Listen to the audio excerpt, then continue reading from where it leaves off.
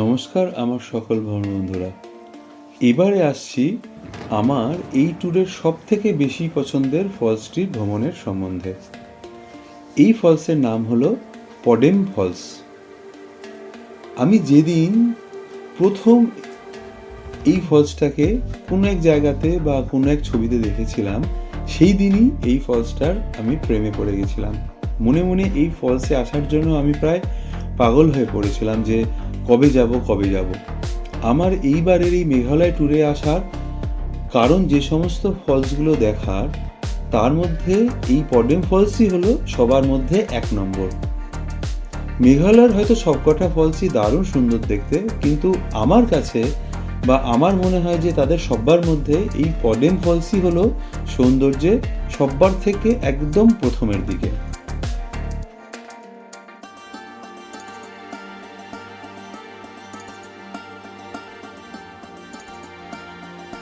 সংহাং false দেখে আবার অনেকটা পথ হেঁটে আমরা উমসা গ্রামেতে ফিরে এসেছিলাম। সেইখানে যে হোমস্টেতে আমরা ছিলাম, ওইখানে আমাদের গাড়ি দাঁড় করানো ছিল। এখানে ফিরে আস্তে আস্তে দুপুর তো হয়েই গেছিল, তারপরে এত হাঁটাহাঁটি করে অনেক খিদাও পেয়ে গেছিল, তাই ওখানেই রুটি আর আলু ভাজা খেয়ে নিলাম। তারপরেই বেরিয়ে পড়লাম পডেম ফলস দেখতে। গাড়ি চলল মেঘালয়ের সেই সুপরিচিত ঢেউ খেলানো পথ ধরে ধরে। এইবার আমি মেঘালয় গিয়ে দেখেছি যে ইন্টেরিয়ার দিকের অল্প কিছু রাস্তা ছাড়া গোটা মেঘালয়ের সব রাস্তাঘাট কিন্তু বেশ ভালো এবং বাঁধানো আর মোটামুটি বাম্পারবিহীন। উমসার থেকে কয়েক কিলোমিটার এগাতেই কিন্তু দেখলাম যে এই দিকের আকাশ মোটামুটি পরিষ্কার। এই সব জায়গার পরিবেশ দেখলে বুঝতেই পারা না যাবে যে এই কিছুটা পেছনে আমরা কেমন কুয়াশা আর মেঘযুক্ত জায়গা ছেড়ে এলাম।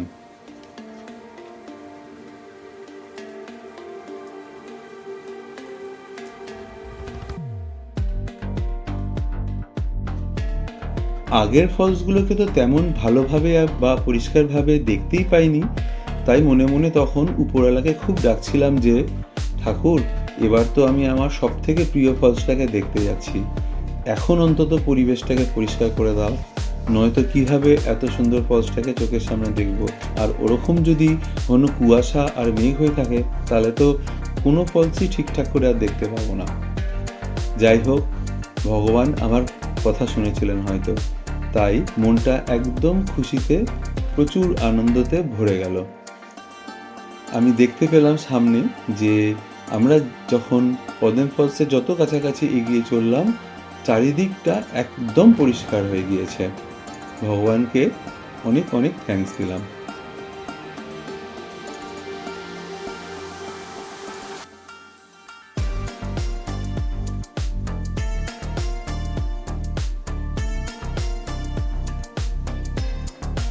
উমসর থেকে প্রায় ঘন্টাখানেক পথ চলে আমরা আসলাম খালি-ই হাসেম গ্রামে।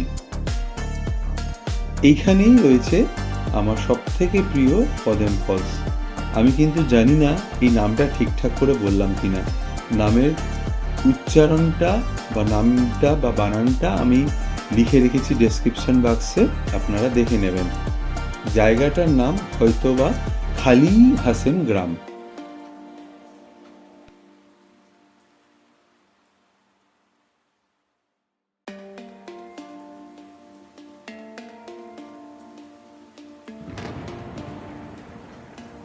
গাড়ি করেই এই খালি-ই হাসেম গ্রামের মধ্যে দিয়ে চলে বেশ খানিকটা আগে এসে আমরা উপস্থিত হলাম গ্রামের একদম শেষ প্রান্তে পডেম ফলসে যাওয়ার বা আসার গাড়ি স্ট্যান্ডতে। এখানে একটা ছোট মাঠে লোকাল লোকেদেরকে নিয়ে পরিচালন করিয়ে একটা গাড়ি স্ট্যান্ড তৈরি করা রয়েছে। এই গাড়ি স্ট্যান্ডটা থেকে কিন্তু বেশ চওড়া রাস্তা তৈরি করা হচ্ছে পডেম ফলসের দিকে, গাড়ি করেই যাতে আরও অনেকটা এগিয়ে যাওয়া যায় তার জন্য। আশা করা যাচ্ছে যে বছর খানেকের মধ্যেই হয়তো এই পুরো রাস্তাটা তৈরি হয়ে যাবে। তাহলে এই গাড়ি স্ট্যান্ড থেকে আরও বেশ খানিকটা এগিয়ে পদম ফলসের অনেক কাছে গিয়ে গাড়ি দাঁড় করাতে হবে এবং তার জন্য অনেকটা কম পথও হাঁটতে হবে।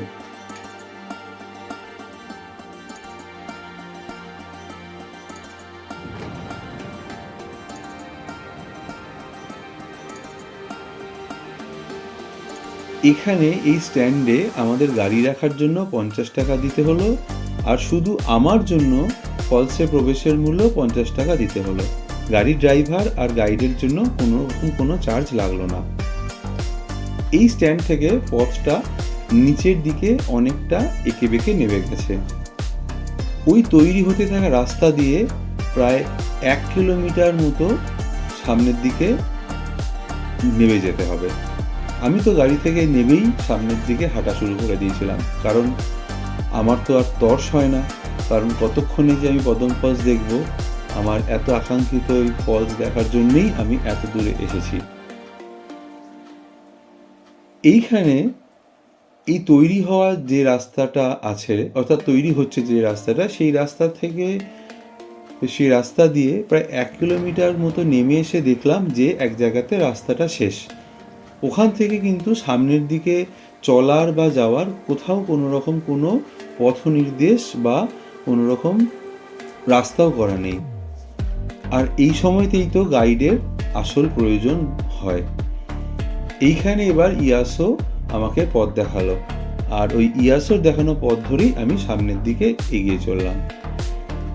এখানে এবার আবার মেঠো পথ আর আল পথ ধরে বেশ খানিকটা এগিয়ে যেতে হলো।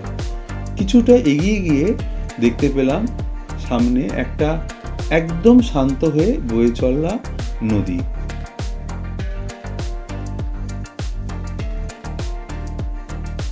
আর এই নদীর কাছে এসে পৌঁছেই বাম দিকে তাকালেই দেখতে পেলাম মোটামুটি ওখান থেকে 100 মিটার মতো দূরে রয়েছে আমার এতদিনের ওয়েট করে থাকা অসাধারণ সুন্দর পদম ফলসকে। আমার অনেক দিনের এই আশা পূরণের জন্য আনন্দে আর খুশিতে ওইখানেই আমি ইয়াসোকে জড়িয়ে ধরে থ্যাঙ্কস জানালাম। ইয়াসো আর পালে দুজনেই তো অনেক খুশি আমার এই এত আনন্দ হয়েছে দেখে। এবার একটু এগিয়ে গিয়ে ফলসের কাছে পৌঁছে একটা পাথরের ওপরে গিয়ে বসে পড়লাম। মন আর প্রাণ দিয়ে পদম ফলসের রূপ দেখতে থাকলাম। ছবি বা ভিডিও করার কথা তো আমি একরকম ভুলেই গেছিলাম, শুধু এক নজরে দেখছিলাম পদম ফলসের অসাধারণ রূপকে।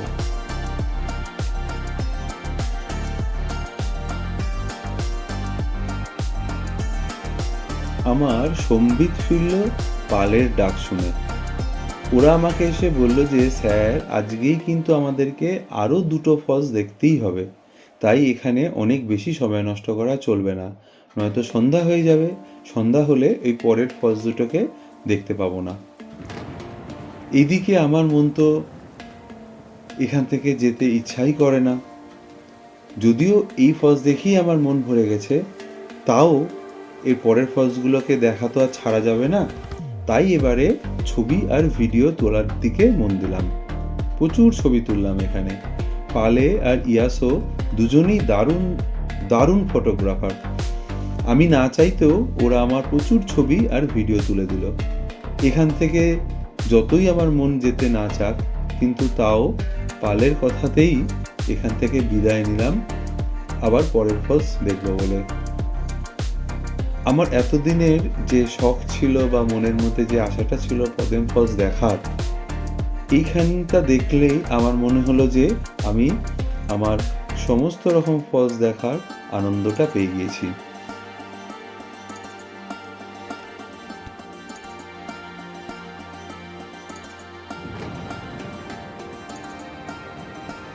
আমি জানি না, আপনাদের সবার কাছে হয়তো এই ফলসটাকে অতটা সুন্দর নাও লাগতে পারে। আপনারা হয়তো ভাবতে পারেন আমার কথা শুনে যে আমি হয়তো একটু বেশি আধিক্যতা করছি এই ফলসের সৌন্দর্য সম্বন্ধে, কিন্তু আপনারা বিশ্বাস করুন যে আপনাদের কারোরই এই ফলস সামনাসামনি দেখতে এতটুকু খারাপ লাগতে পারবেই না। তাই মেঘালয়ে আসলে এবার আপনারা অবশ্যই এই পদম ফলসকে আপনাদের ভ্রমণ লিস্টের মধ্যে রাখুন। আমি কথা দিচ্ছি যে আপনারা একটুও নিরাশ হবেন না। এই পদম ফলসের কাছে অবশ্য আমি যে ঘন্টাখানেক সময় ছিলাম সেই সময় কিন্তু এই ফলসের কাছে কেবল 2-3 জন লোক ছাড়া আমি আর কোনো রকম বেশি ভ্রমণার্থী দেখতে পাইনি। পরে গাড়ি স্ট্যান্ডে এসে শুনেছিলাম যে এখানে কখনোই নাকি খুব একটা বেশি লোকজন এই ফলসকে দেখতে আসে না। কি জানি হয়তো এখনো এই দারুণ সুন্দর ফলসটার কথা সেই রকমভাবে বাইরে পরিচিত পাইনি, বা এমনও হতে পারে যে শুধু আমারই হয়তো এই ফলসকে এত সুন্দর লেগেছে, আর কারো হয়তো এত সুন্দর লাগে না, তাই হয়তো এই ফলসে সেরকম আসে না। কিন্তু আমি আপনাদের সবাইকে বলবো একবার অন্তত পারলে পদেম ফলসে আসুনই আসুন। আপনাদেরকে অবশ্যই খুব খুব ভালো লাগবে এই পদেম ফলস।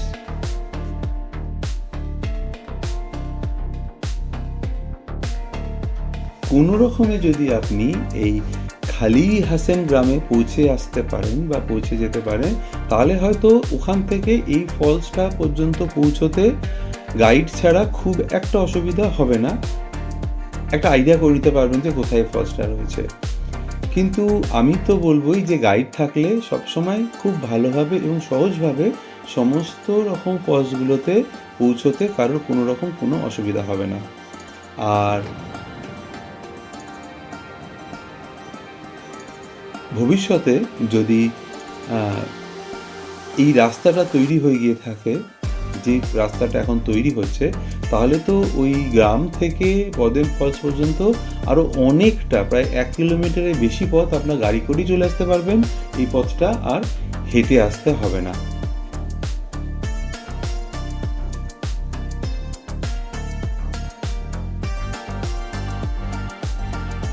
বর্তমানে খালি হাসেন গ্রাম থেকে এই ফলস পর্যন্ত আসতে হেঁটে আসা ছাড়া আর কোনোভাবে সম্ভবপর নয়। অবশ্য বাইক থাকলে বাইক করে হয়তো এই এবড়ো খাবড়ো রাস্তা করেও আপনি অনেকটা পথ সামনের দিকে চলে আসতে পারবেন, কিন্তু 4 চাকা এই পথে সামনের দিকে আসতে পারবে না। আর মেইন রাস্তা থেকে ফলসের কিছু আগে পর্যন্ত কোনো বাঁধানো বা তৈরি করা রাস্তা নেই। ফলসের একদম কাছে, নদীর কাছে আসার পর তারপরে সেখান থেকে ফলসে পৌঁছানোর জন্য মোটামুটি ভালো রাস্তা করে রাখা আছে। তার আগে কিন্তু শুধুমাত্র মাঠের মধ্যে দিয়ে পায়ে চলা পথ ধরে চিনে আর পায়ে চলা পথ ধরে ধরেই সামনে এগিয়ে এই ফলসের কাছে পৌঁছতে হবে।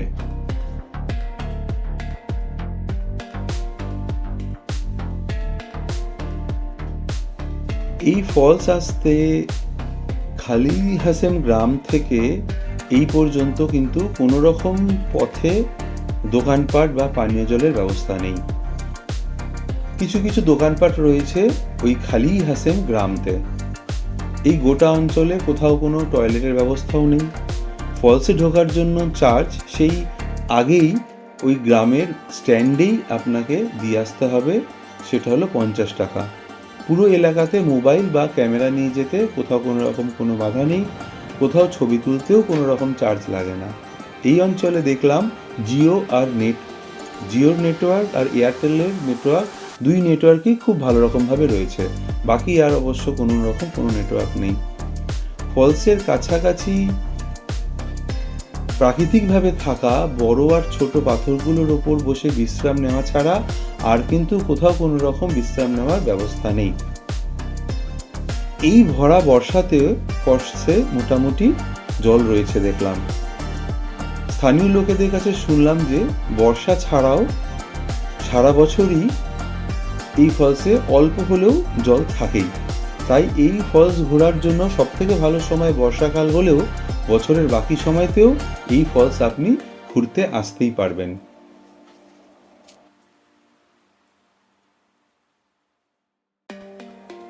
এইবার এখানে একটা খুব গুরুত্বপূর্ণ কথা বলে রাখি।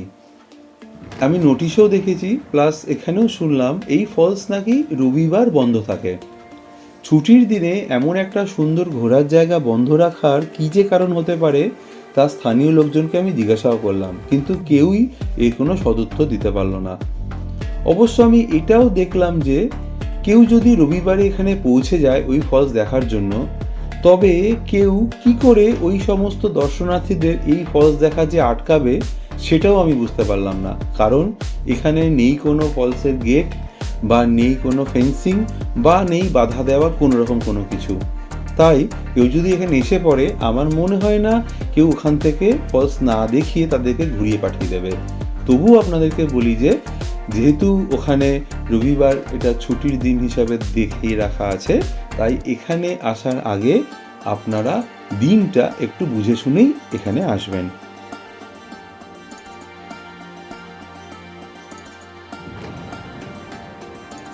এবারে বলি যে এই পদ্ম ফলস কিভাবে আসতে পারবেন। এই ফলস দেখতে চাইলেও আপনাকে প্রথমে আসতে হবে শিলং থেকে স্মিথ, জন্সখা, মৌকেন্দ্র, পাসাং হয়ে খালি হাসেন গ্রাম। এরপরে এই গ্রামের শেষ থেকে এই ফলসে যাওয়ার রাস্তা আলাদা করে বড় রাস্তা করে রাখা আছে। আমি এই শেষে আবার বলছি যে আমি কিন্তু জানি না যে এই সমস্ত জায়গার নামগুলো ঠিকভাবে উচ্চারণ করতে পারলাম কিনা, তাই ওই সমস্ত জায়গার নামগুলো শিলং থেকে এই ফলস আসতে একটার পর একটা জায়গার নাম আমি ডেসক্রিপশন বক্সে লিখে দিয়েছি। আপনারা দেখে নিলে সেখান থেকে ওই নামগুলো গুগলে দেখে আপনারা জায়গাগুলো সম্বন্ধে একটা আইডিয়া করে নিতে পারবেন। শিলং থেকে প্রায় 62 কিলোমিটার দূরে ইস্ট খাসি হিল জেলাতে অবস্থিত এই গ্রামটি। মোটামুটি 3 ঘন্টা তো লাগবেই এখানে এসে পৌঁছতে। আপনারা যদি নিজেরা বাইক বা স্কুটি নিয়ে বা নিজেদের গাড়ি করে এখানে আসতে চান, তো গুগলে এই নামগুলো দেখে রোড ডাইরেকশন মতো করে নিয়ে আশা করি চেষ্টা করলে এই গ্রামে চলে আসতে পারবেন। পাসাং আসা পর্যন্ত মেন রোডে এটিএম আর পেট্রোল পাম্প পাবেন। তারপর থেকে কিন্তু এই সমস্ত অঞ্চলে পেট্রোল পাম্প বা এটিএম কোথাও নেই। আমার এই মেঘালয় ঘোরার প্রত্যেকটা ভিডিওতে আমি প্রত্যেকবারই করেই বলছি যে আমার গাইড ইয়াসো আর আমার গাড়ির ড্রাইভার পালের কথা। এরা দুজনেই এত ভালো যে এদেরকে আপনারা চোখ বন্ধ করে বিশ্বাস করতে পারবেন। আপনারা যদি এর মধ্যে মেঘালয়ের এই সমস্ত ফলসগুলোতে বা মেঘালয়ের অন্যান্য যে কোনো জায়গাতে ঘুরতে যাওয়ার প্ল্যান করে থাকেন, তবে নির্দ্বিধাতে এই দুটি ছেলের সাথে যোগাযোগ করে আপনারা মেঘালয় ঘুরে নিতে পারবেন। আমি এদের দুজনের নাম আর ফোন নাম্বার ডেসক্রিপশন বক্সে দিয়ে দিয়েছি, চাইলে এদের সাথে যোগাযোগ করে নিতে পারবেন।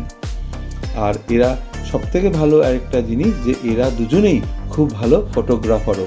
আপনি যদি চান তাহলে এদেরকে দিয়ে আপনার ফটোশ্যুটও খুব ভালোভাবে করে নিতে পারবেন।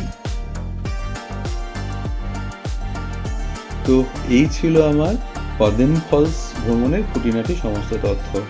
আশা করি এখানে আমি আপনাদেরকে সমস্ত তথ্যই জানাতে পেরেছি। তাছাড়াও যদি এরপরে আরও কিছু আপনাদের জানার থাকে তো আমাকে নির্দ্বিধাতে জিজ্ঞাসা করবেন, আমি আপনাদেরকে সমস্ত প্রশ্নের উত্তর দেব। উপরওয়ালা আপনাদের সবাইকে সবসময় অনেক অনেক ভালো রাখুন আর প্রচুর ঘুরতে যাওয়ার সদিচ্ছা দিক, এই শুভকামনা দিয়ে এই ভিডিও এখানেই শেষ করলাম। জয় গৌরী শঙ্কর কি।